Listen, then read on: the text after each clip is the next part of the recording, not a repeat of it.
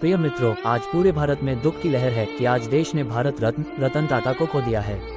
उनकी क्षति देश दुनिया को हमेशा रहेगी।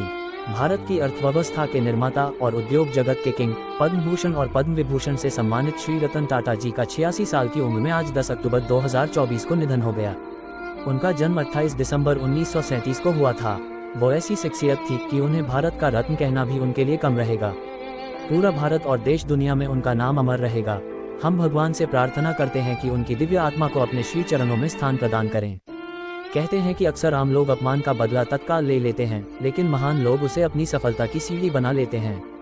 टाटा कंपनी को नई ऊंचाइयों पर पहुंचाने वाले रतन टाटा पर यह कहावत बिल्कुल सटीक बैठती है। टाटा सन्स में 100 से ज़्यादा कंपनियां आती हैं। इन कंपनियों में सुई से लेकर स्टील, चाय से लेकर 5 स्टार होटल तक और नैनो से लेकर हवाई जहाज तक सब कुछ मिलता है।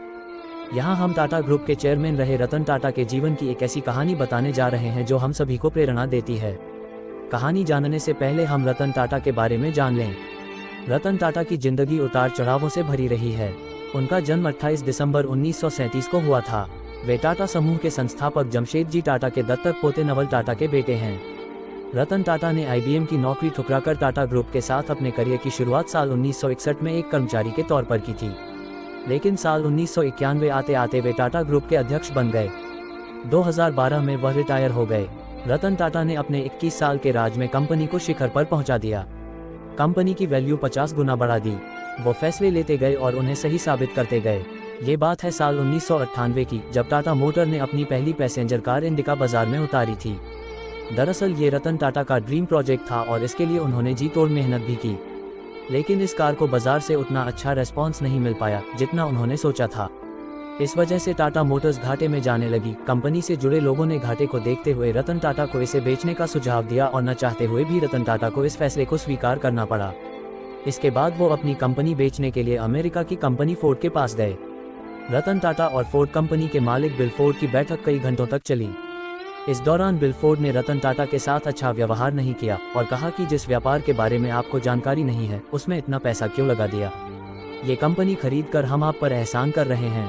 ये शब्द बिल फोर्ड के थे, लेकिन रतन टाटा के दिल और दिमाग पर छप गए। वे वहां से अपमान का घूंट पीकर इस डील को कैंसिल कर चले आए। बिल फोर्ड का वह अपमानित करने वाला वाक्य उन्हें लगातार बेचैन कर रहा था और उनकी रातों की नींद उड़ी पड़ी थी। बस इसके बाद रतन टाटा ने निश्चय कर लिया कि वो अब इस कंपनी को किसी को नहीं बेचेंगे और लग गए कंपनी को ऊंचाइयों पर पहुंचाने के काम में। इसके लिए उन्होंने एक रिसर्च टीम तैयार की और बाजार का मन टटोला। इसके बाद की कहानी सभी को पता है कि भारतीय बाजार के साथ साथ विदेशों में भी टाटा इंडिका ने सफलता की नई ऊंचाइयों को छुआ। तो वहीं इस घटना के बाद से फोर्ड कंपनी का पतन शुरू हो गया। साल 2008 तक आते आते फोर्ड कंपनी दिवालिया होने के कगार पर पहुंच गई थी। मौके की नजाकत को समझते हुए रतन टाटा ने फोर्ड की लग्जरी कार लैंड रोवर और जैगुआर बनाने वाली कंपनी JLR को खरीदने का प्रस्ताव रखा, जिसको फोर्ड ने स्वीकार भी कर लिया। इसके बाद मीटिंग के लिए फोर्ड के अधिकारी भारत आए और बॉम्बे हाउस में मीटिंग फिक्स हुई। इसके बाद ये सौदा लगभग $2.3 अरब में हुआ। तब बिल फोर्ड ने रतन टाटा से वही बात दोहराई जो उन्होंने रतन टाटा से कही थी, लेकिन इस बार थोड़ा बदलाव था। उस समय बिल फोर्ड के शब्द थे, आप हमारी कंपनी खरीद कर हम पर बहुत बड़ा एहसान कर रहे हैं। आज JLR टाटा ग्रुप का हिस्सा है और बाजार में बेहतर मुनाफे के साथ आगे बढ़ रहा है। रतन टाटा चाहते तो उसी समय बिल फोर्ड के साथ हुई मीटिंग में उनकी बात का जवाब दे देते, लेकिन कहा था ना कि महान लोग अपनी सफलता से लोगों को जवाब दिया करते हैं। प्रिय मित्रों, रतन टाटा की सफलता की कहानी काफी संघर्षपूर्ण रही है। रतन टाटा ने टाटा समूह को वैश्विक कंपनी बनाया। उनके नेतृत्व में टाटा समूह का राजस्व 40 गुना और लाभ 50 गुना बढ़ा। रतन टाटा ने टाटा समूह को कई रणनीतिक अधिग्रहण किए, जैसे कि लंदन की टेटली टी, दक्षिण कोरिया की देवू मोटर्स और Anglo Dutch company Corus group. Ratan Tata ने टाटा मोटर्स को जगुआर लैंड रोवर खरीदा। रतन टाटा ने टाटा स्टील की वैश्विक पहुंच बढ़ाई। रतन टाटा ने टाटा कंसल्टेंसी सर्विसेज TCS की वैश्विक पहुंच बढ़ाई। रतन टाटा ने समूह की कंपनियों को टाटा ब्रांड नाम के इस्तेमाल के लिए टाटा सन्स को रॉयल्टी देने के लिए राजी किया। रतन टाटा ने समूह को सीमेंट, कपड़ा और सौंदर्य प्रसाधन जैसे व्यवसायों से बाहर निकालकर सॉफ्टवेयर, दूरसंचार और वित्त जैसे क्षेत्रों में प्रवेश कराया। रतन टाटा को भारत के सर्वोच्च नागरिक सम्मान पद्म भूषण और पद्म विभूषण मिले हैं। उद्योग जगत के महानायक रतन टाटा का निधन देश के लिए एक अपूरणीय क्षति है।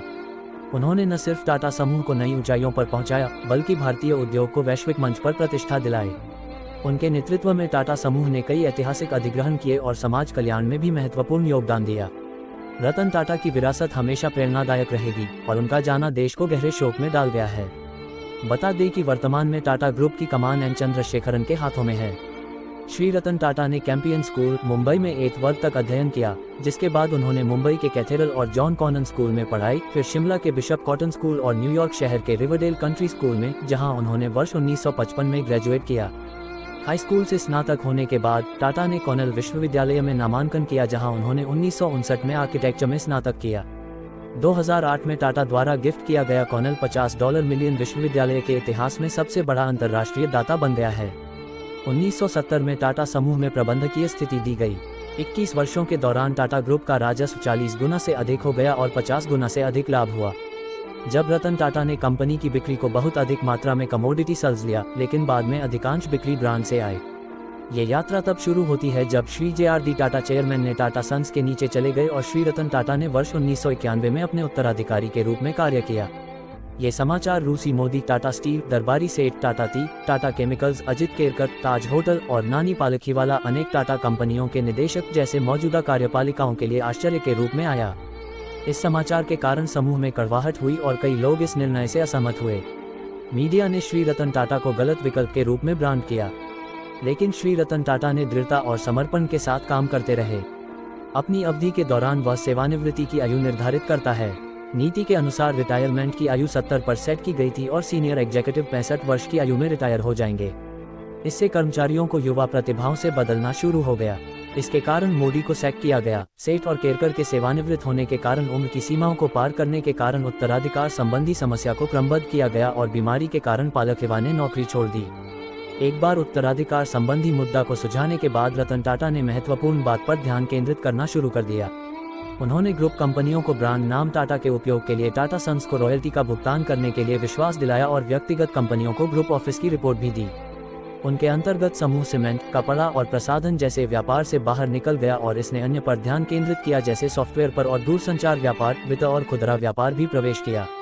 इन सभी के दौरान श्री JRD टाटा ने रतन टाटा को एक परामर्शदाता के रूप में मार्गदर्शन दिया, यद्यपि आलोचनाएं हुई थीं। अपने सापेक्ष अनुभव के कारण आलोचना का सामना करने के बावजूद उन्होंने टाटा समूह की बाधाओं को अपनाया और उसे वैश्विक समूह बनाने का नेतृत्व किया, जिसमें विदेश से आने वाले राजस्व का 65% था। उनके नेतृत्व में समूह की राजस्व 40 गुना बढ़ गई और लाभ 50 गुना बढ़ गया। बिजनेस को वैश्वीकृत करने के उद्देश्य से टाटा ग्रुप ने रतन टाटा के नेतृत्व में कई रणनीतिक अधिग्रहण किए। इनमें $431 और 30 सेंट मिलियन के लिए लंदन आधारित टेटलीटी की खरीद, $102 मिलियन के लिए दक्षिण कोरिया के डेवो मोटर्स की ट्रक निर्माण इकाई का अधिग्रहण और $11 और 30 सेंट बिलियन के लिए Anglo Dutch company Corus group का टेकओवर शामिल है। टाटा टी द्वारा टेटली, टाटा मोटर्स द्वारा जगुआर लैंड रोवर और टाटा स्टील द्वारा कोरस सहित ये अधिग्रहण टाटा ग्रुप को अपने वैश्विक फुटप्रिंट का विस्तार करने में मदद करते हैं, जो 100 से अधिक देशों तक पहुंच जाते हैं। इसने भारतीय औद्योगिक क्षेत्र को भी महत्वपूर्ण बढ़ावा दिया। चिकित्सा क्षेत्र में योगदान। रतन टाटा ने भारत में प्राथमिक स्वास्थ्य देखभाल में महत्वपूर्ण भूमिका निभाई है। उन्होंने मातृ स्वास्थ्य, बच्चे के स्वास्थ्य, मानसिक स्वास्थ्य और कैंसर, मलेरिया और क्षय रोग जैसी बीमारियों के डायग्नोसिस और इलाज को संबोधित करने की पहलों का समर्थन किया है। उन्होंने अल्जाइमर रोग पर अनुसंधान के लिए इंडियन इंस्टीट्यूट ऑफ साइंस में न्यूरोसाइंस केंद्र को $750 मिलियन का अनुदान भी प्रदान किया है। रतन टाटा ने उचित मातृ देखभाल, पोषण, पानी, स्वच्छता और बुनियादी ढांचागत सहायता सुनिश्चित करने के लिए सरकारों, गैर सरकारी संगठनों और कार्यान्वयन भागीदारों के साथ मिलकर काम किया है।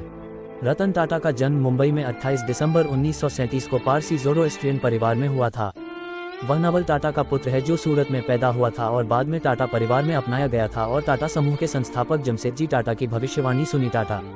टाटा के जैविक दादा होर्मुसजी टाटा रक्त द्वारा टाटा परिवार के सदस्य थे। 1948 में जब टाटा 10 था, उनके माता पिता ने अलग अलग किया और बाद में उन्हें नवजबाई टाटा, उनकी दादी और रतनजी टाटा की विधवा द्वारा उठाया और अपनाया गया। उनके पास एक छोटा भाई जिमी टाटा और एक अर्ध भाई नोएल टाटा है, जिसके साथ साइमन टाटा के साथ नौसेना टाटा के दूसरे विवाह से उन्हें उठाया गया था। टाटा ने अपने माता पिता के तलाक के बाद अपनी माता पिता की देखभाल में भारत में अपने बचपन में से अधिकांश खर्च किया। बम्बई के मनुष्यों में अपने पद में रतन टाटा ने बताया कि वे किस प्रकार प्रेम में पड़े और लगभग लॉस एंजल्स में विवाहित हुए। दुर्भाग्यवश उन्हें अपनी दादी के असफल स्वास्थ्य के कारण भारत जाने के लिए मजबूर किया गया। भारत चीन युद्ध के कारण भारत में अस्थिरता के कारण उनके माता पिता इस बात से सुविधाजनक नहीं थे। रतन टाटा का संघर्षपूर्ण जीवन हमारे लिए हमेशा प्रेरणादायक रहेगा। जय श्री कृष्णा।